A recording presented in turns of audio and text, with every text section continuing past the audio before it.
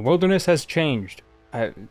Again. Well, actually it changed like 3 weeks ago, but whatever. But the Zamorakian civil war in full tilt, the forces of Krill Tsutsaroth and Bilrak the Majorat have begun harrying each other, and as is the custom for any self-respecting adventurer, it's our duty to capitalize on the chaos by contributing to both armies in the form of violence, and catching butterflies, I guess. War butterflies. At the top of every hour, on a set rotation, a wilderness flash event begins, and players can contribute either by collecting the spawned resources or fighting the spawned enemies. There are 13 events, which means no event will ever be available at just a single time of day. If one of the events occurs today at noon, it'll occur again an hour after midnight, then again at 2 in the afternoon the following day. So even if you can only do a single event at noon every day, you'll still be able to see all 13, eventually. So what kinds of events are we talking about? They're all quick little things, 5-minute escapades into the wilderness. There's a group of hellhounds near the Trollheim Beacon, go kill them. A skeleton needs some ectoplasm, so catch some ghosts and hand over the goo. There are also minimum contribution requirements for every player participating, so don't think you can just stand around and do nothing. On top of that, there's a time limit, which means you better complete the event before the timer hits 0. I've never seen it happen. I assume it means you don't get rewards. Just make sure you pick enough flowers or kill enough Ramoki, because if you don't,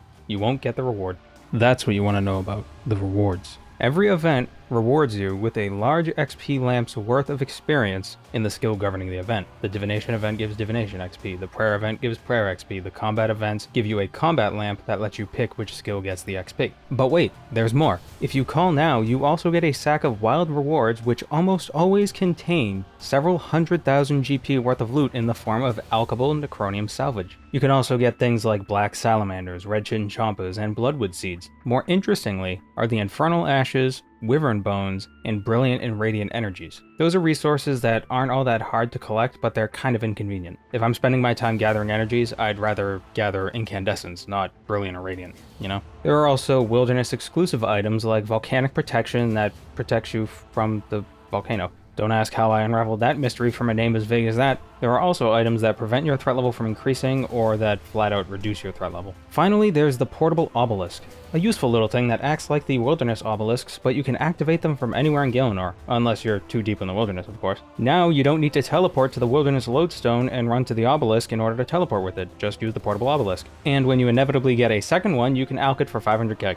The astute among you are probably aware that I've neglected to mention something important. Special events. Yes, of the 13 flash events, 3 of them are considered special. Every special event rewards XP, at least 1 sack of wild rewards, and a sack of very wild rewards. And with how populated these events are, it's clear everyone wants to get their hands on those very wild sacks. The first special event, fighting a souped up King Black Dragon, consists of a single phase in which you fight a souped up King Black Dragon. You get a wild sack and a very wild sack. The second special event consists of mining a giant rock that shot out of the wilderness volcano and then fighting dozens of pyre fiends that emerged from within. This rewards 2 wild sacks and 1 very wild sack. Finally, the third special event has us nurturing an evil bloodwood tree, chopping down that same bloodwood tree that we just nurtured after realizing that maybe feeding bones to a plant was a bad idea, and ultimately burning it down with its very own kindling. This rewards 3 wild sacks and 1 very wild sack. But why? Isn't the thrill of fighting the KBD in a laggy cluster of particle effects rewarding enough? Hell no.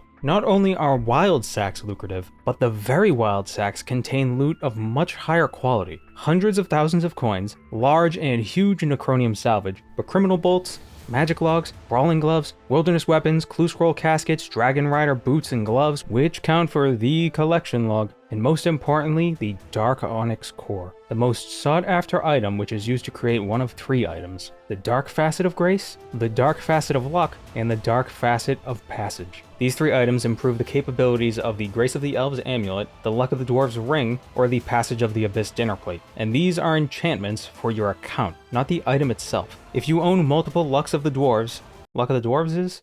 Luck of the Dwarves rings? If you own multiple of those rings, for whatever reason, this single enchantment will apply to all of them. So what's so great about them? Why is the onyx so rare, and why are the enchantments so sought after? Except the Passage of the dinner plate one. Well, the Dark Facet of Grace quadruples the number of porter charges the Grace of the Elves can hold, bringing it up to 2,000. And it reduces the prayer point cost of Seren prayers by a further 50%, making them totally free. The Dark Facet of Luck adds another teleport to the ring, taking you to the Dwarven outpost near the Sears Village coal trucks, where Captain Logoff is. useful teleport location, but that's not all the enchantment does. It also offers a 1% chance to skip a clue step upon completion of a clue step, and it offers a 0.1% chance to gain 2 caskets upon completion of a clue scroll. Small numbers, yes, but for people chasing clue collection logs, this enchantment is a must. The Dark Facet of Passage gives the Passage of the Abyss infinite charges. I mean, it basically has infinite charges already. It comes pre-filled with 5,000 charges, and a single fortune component adds 500 more. Not only is this a waste of the Dark Onyx, but frankly I think it's also a waste of the 10 cut onyxes that you need to make the enchantment. Now, if it added an extra jewelry slot, maybe it'd be worth it, but it doesn't, so it's not. For everyone out there who lost their comp cape or trimmed comp cape with this update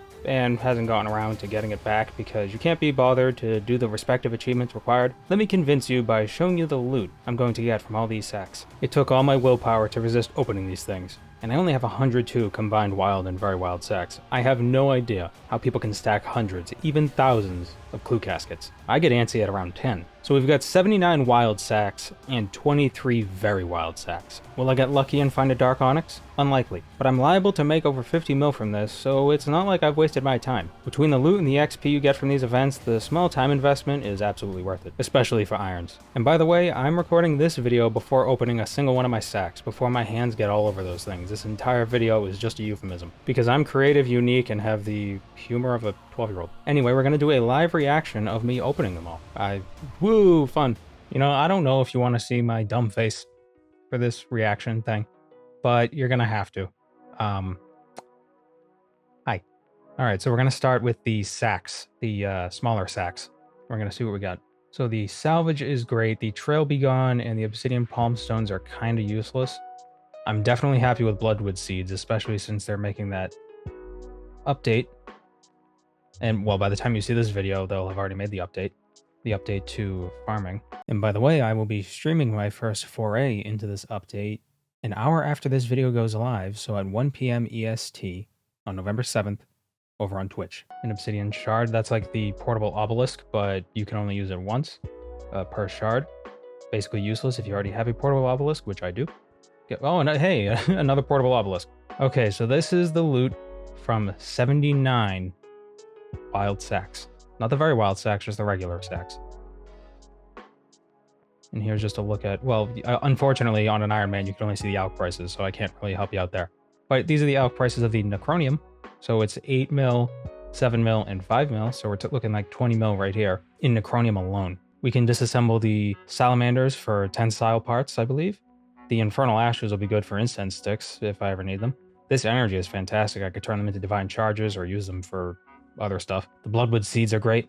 The muddy keys, you need them to make one of the dark facet things, but there's ripper demons right near the chest, so it's kind of hard to get the loot from the chest. And the wyvern bones will be great for making extreme prayer potions.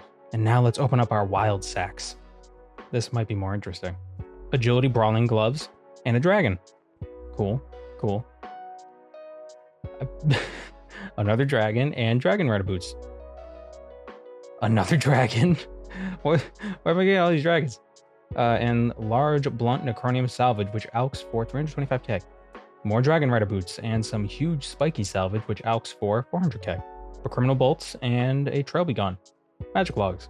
A Zamorak statuette that alks for 300k, or you can give it to one of those guys in Edgeville, and I think it's 500k. Lucky charm for the Zamorakian Undercity and another dragon. Trail be gone and magic logs. Salvage and a lucky charm. More dragon rider boots. Necronium salvage and magic logs. Ooh, clue casket. Put that right there. Ooh, another clue casket. Put that right there.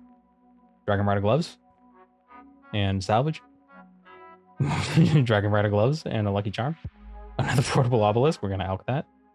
Thieving brawling gloves. Not really super useful, but you know, that's cool. And also magic logs. More dragon rider boots. Salvage and magic logs. Magic logs twice. And dragon rider boots and a trail be gone max strength. So no dark onyx core. Sad times. So just from alks, I should get, all right, so I was a bit off. It's not 50 mil, but from alks, I'm going to get 28 mil. It's not too bad. I also have over 2,000 magic logs, so I can actually disassemble those for components. Got some criminal bolts, that's nice. This can be sold for about 500k. This can be out for about 500k as well. The brawling gloves are nice. The agility ones are pretty good. That might come in handy, maybe. We'll see. Now let's open up these caskets. See if we get anything fun in the caskets. Well, not a fortunate component, but collection log. And no, let's re-roll. And a fortunate component. So not bad. My final review is that the events are worth doing. Certainly the special events are worth doing because you get a lot of rewards from them. But at this point, I would say unless you need to do a bunch of the events, I wouldn't go out of your way to do them. Just do the special ones, maybe especially the tree ones, since you can get a bunch of rewards from that. If any of them give you XP that you're looking for, do those ones. You can get prayer XP from the ectoplasm ghost one. You can get divination XP from the divination one. It's a decent amount of XP. At level 99, it's about 62,000, and the farming scales up to 120 as well. So the farming events, if you're trying to get 120 farming, which I am, definitely worth doing. I think there are some changes they could make to them to make them a little more enjoyable. Maybe if they ran them more frequently, but they only awarded loot every hour, it might be a little bit better. Because there's nothing more frustrating than waiting an hour, going to the event, and for whatever reason, not being able to complete it.